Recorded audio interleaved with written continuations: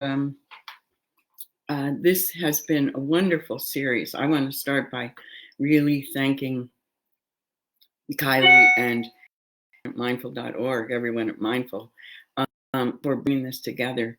I was on one of the very first ones way back in March when,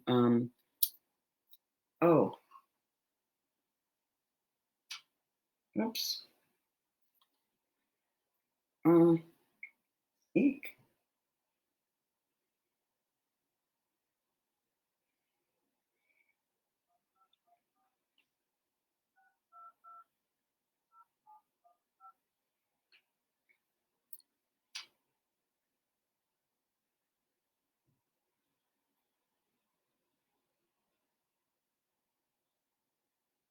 Hi, it said this has been ended by the host. Oh, okay. Okay, good. Thanks. Well, a little technical difficulty there. So, my name is Mirabai Bush. I started by thanking everybody at Mindful because it has been so amazing. That this series that they put together, if you haven't seen the others, explore around and find ones that you enjoy or that speak to you now in this time, because there's some really fabulous offerings on there. And I know that you all are everywhere. Someone just sent a message in from Sweden. So incredible that at this time we are more together than ever. We are experiencing so much of the same life as each other. So I thought, did I say my name is Mirabai Bush? And I have spent most of my life career, as involved in some kind of bringing compassion and mindfulness into mainstream organizations and activities. 50 years ago, I was already involved in compassionate action through working against the war in Vietnam and also civil rights in this country. And it was such a difficult time that it led me to start traveling around the world somehow in search of a saner, more compassionate way of living. And that search took me eventually to India, where I learned mindfulness and other meditations.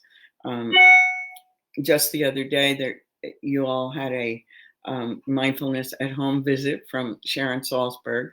She and I met there, and this was our first time to ever learn meditation together. We were roommates, and we've both been practicing ever since.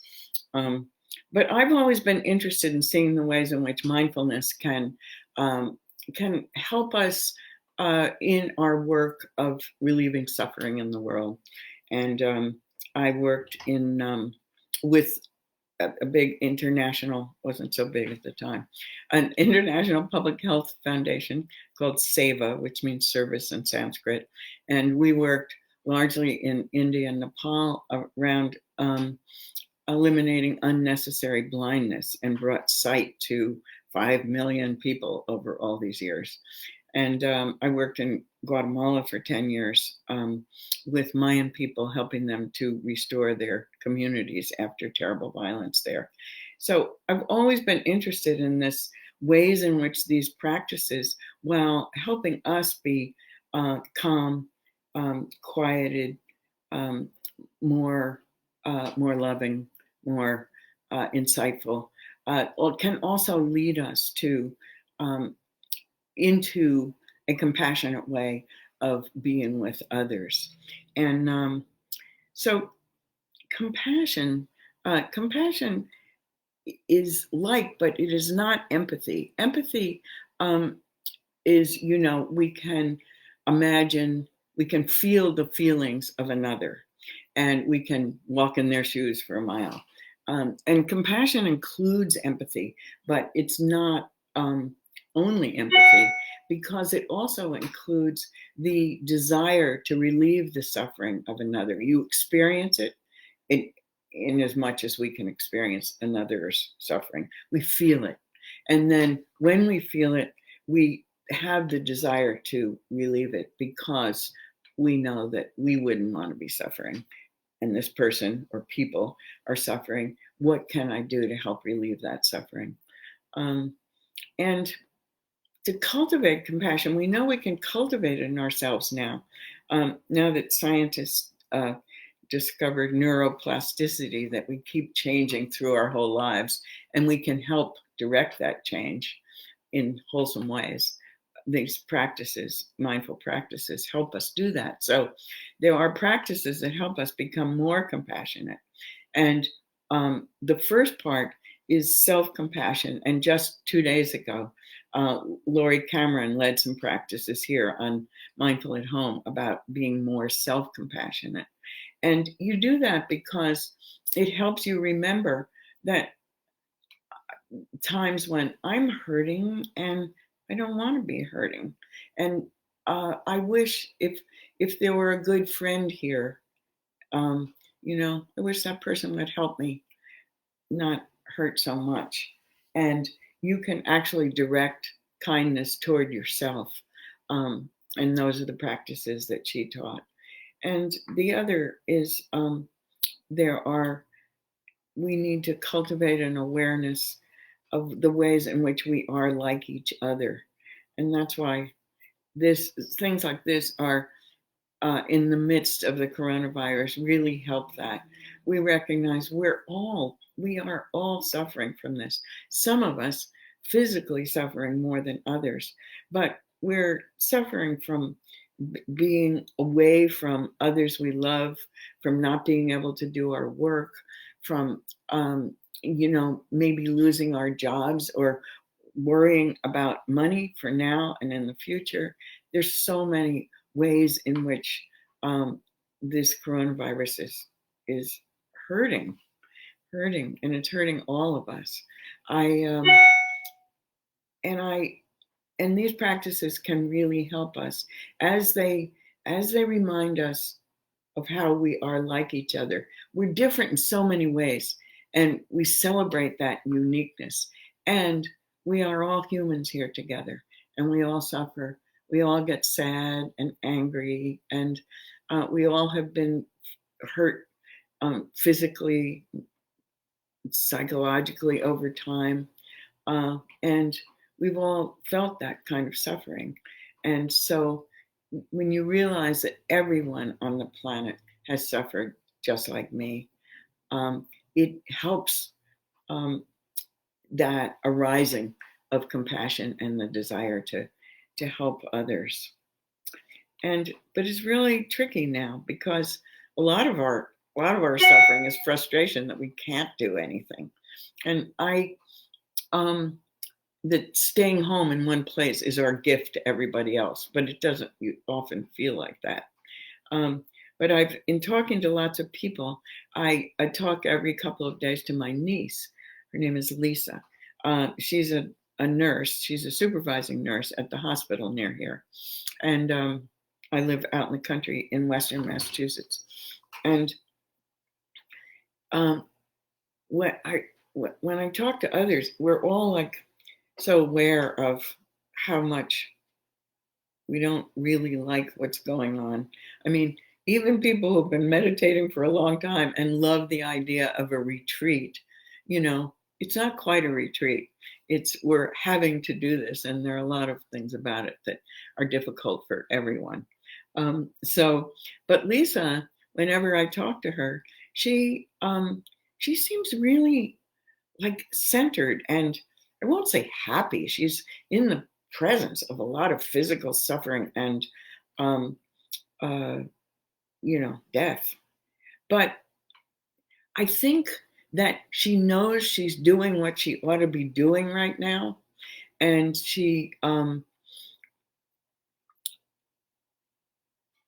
knows she's doing that, and it feels right to her to be doing it, and she knows that it's it's important to other people. So it gives her, I think, a really guiding sense of purpose. And so I say that by way of saying, in as much as we can help others through this, um, it helps us at the same time. Uh, and especially for those of you who are really in the midst of the terrible list of this suffering, uh, you've got to work on self-compassion and balance, because if you don't, and it's really hard to have balance at a time when there's so much calling you. But I was just so heartbroken when I heard about this doctor who was the medical director for New York Presbyterian, who had just been in the presence of so much suffering and death there. They're the worst part of this pandemic in this country, and she committed suicide a couple of days ago. Um, that's the extreme, but it was just overwhelming, and it can be overwhelming for any of us if we don't take care of ourselves. And these practices are such good ways to help take care of ourselves. So, um, so first of all, I say be sure and look at the practices that Laurie Cameron offered 2 days ago on self-compassion. Someone just sent a message saying self-compassion is difficult. Compassion for others is easier. It's different for different people, and but it is really hard for a lot of us, especially people who've been involved in activity that helps others. It's really hard to appreciate that compassion for ourselves is critical to being able to have compassion for others. So doing these practices can really help. Um, so I thought um, it would be good for us to do a compassion practice together. Um, yeah, I was thinking about how what we're being asked to do right now is stay home. Stay home is the best thing you can do for other people. We are told, and of course it's true, and it is working.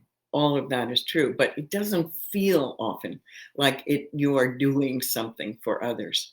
But although you are, I remembered what a hard thing that is. That years ago, when I was working in Guatemala for Guatemala with Mayan people, and many had fled across the Mexican border and were refugees in Mexico. And there came a point where the army said that it would be all right, it would be safe, but we really weren't sure it was going to be safe. So people returned to their villages, and we trained people here, often college students and others, to do what was called accompaniment, to go to those villages and just live there on the principle that if there were North Americans living in the community temporarily, that the army wouldn't come into the community and threaten people. So we trained people and they went there. But they weren't supposed to start any projects because they weren't going to be there very long. And if they started things like solar ovens, then the people in the community would be left without the training and the components and so on, and that project would fail and be discouraging. So they weren't supposed to start anything like that. But being North Americans, Westerners, they were like restless to do something. It was the hardest thing. They were supposed to hang out and be friends and help out in the community, but they weren't supposed to, be project achievement oriented. And so at a certain point, we changed the training and we integrated mindfulness into the training so people could learn how to simply be here now, right now, with what is happening, and appreciating the limitations of what's happening, and at the same time being able to be there. And that was a huge help for people. It really changed things. So these practices now will help us with whatever is arising in our particular life, your life. Um, whether it is simply staying home, or whether you can discover ways in which you might directly help other people in your life, the whole range. So let's do a little mindfulness practice, and then um, I'll lead a little um, breathing, breathing in an awareness of the suffering in the world, and then breathing out uh, a loving kindness for others. This is not It's not created as known these days as a spiritual bypass. It's not, oh, if I send love out into the world, everything will be fine. It's not that, but it is cultivating an awareness of the suffering, and then you know sending out. We can always be loving, no matter what else is happening. Sending out love into the world, um, and it's kind of mysterious what happens. At that moment, everything doesn't change, but as you cultivate this love for those who are suffering, um, uh, creative moments may happen. You may think of something you could do, or when someone calls you for a little help, you might be just that much more present for that person. You that much more loving because you have cultivated that in yourself. So it's a good practice. It will center you and help you feel calmer, quieter. But it also is opening your heart so that you will be there for whatever is calling you. So let's just begin by with some simple breathing, mindfulness breathing. Um, Sitting, feeling yourself sitting in your chair or on the floor, or wherever you are in your bed, um, uh, noticing your body from within your body, just noticing what you're feeling, noticing where your body connects with the chair or the floor, maybe the bottoms of your feet. Just knowing that you're in your body. And then gently bringing your attention to your breath. And again, just knowing that you're breathing in and breathing out. Just noticing that breath.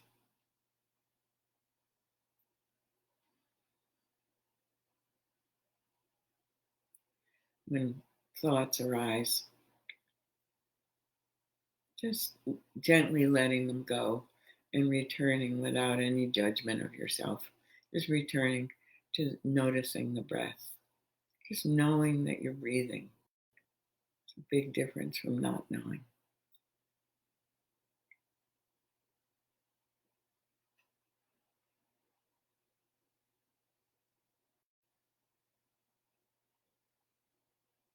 Just breathing in and breathing out.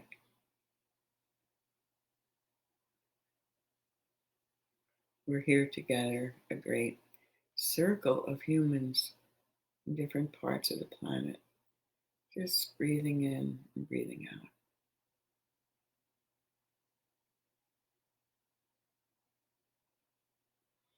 And then I'm beginning to bring to mind someone or some group of people who is suffering, hurting in some way right now. It might be just an individual person in your family, or who you know through your work, or a child.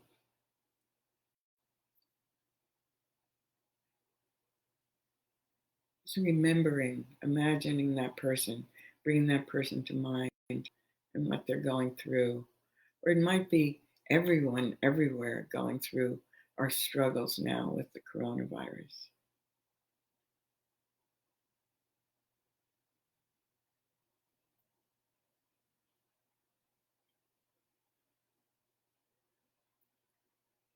And then just remembering that this person or persons are, they're hurting. And I know that when I'm hurting, when I'm suffering, I don't want to be. I want it to go away. Or I want someone to help me.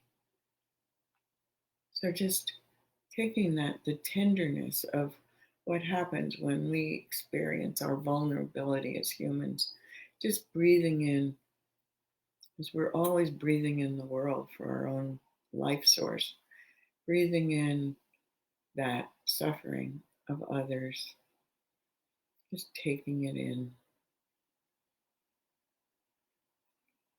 And then as you breathe out, just breathing out, imagining warm kindness, love, care, concern.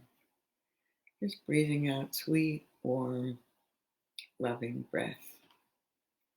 Breathing in the hurting, breathing out care and love. Just do this for some breaths.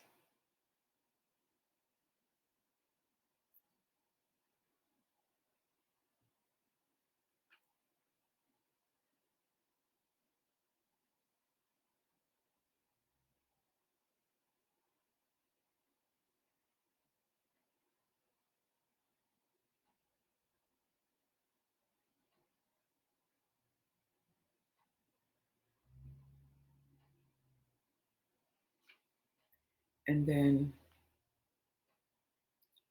gently letting go, beginning to breathe normally again, and opening your eyes gently and coming back into the room.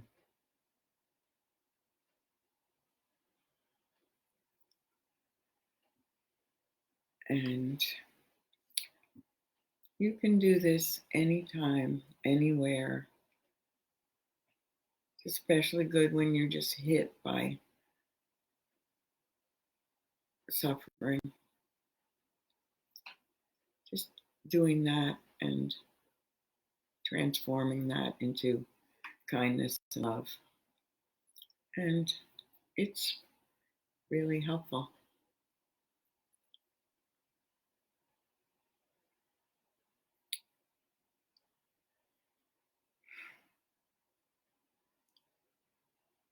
So may you be fully here and fully loving during this time.